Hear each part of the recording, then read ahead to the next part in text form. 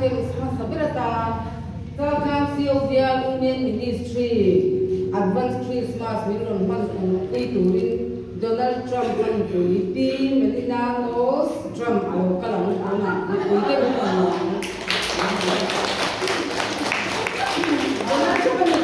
Hi everyone.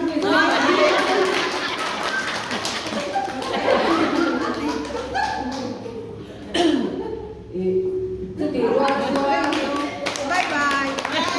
Korean ramang changin hemi min phan pui tu hi alo kal boka hi chuan alo kal dam te zo tin kan lo ngai thanga eng ang kong thuk thaka nge alo kal ti kan lo ngai thang chu na kan Korea na changa min phan pui tu ra lo kal eng so ma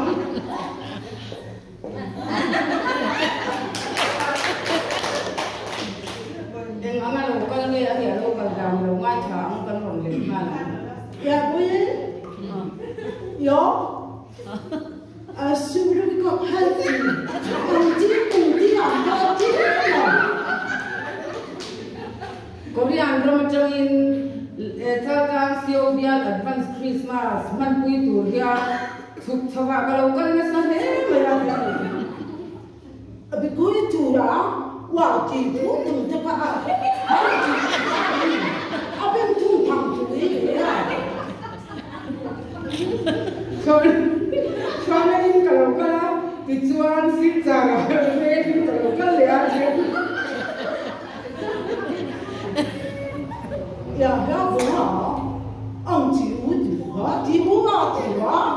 Ang ji du ha. Bi wu wa ji nu ki ta ko ta ni.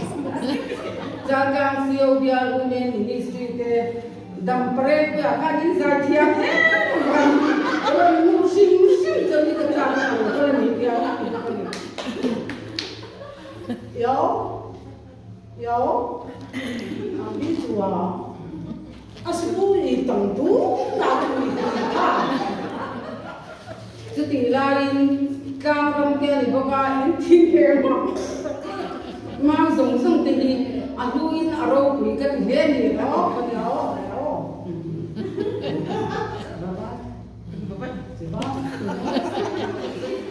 aduh dokter ni ini min hanlom na bangin kan Korean lu ni na long thu kan se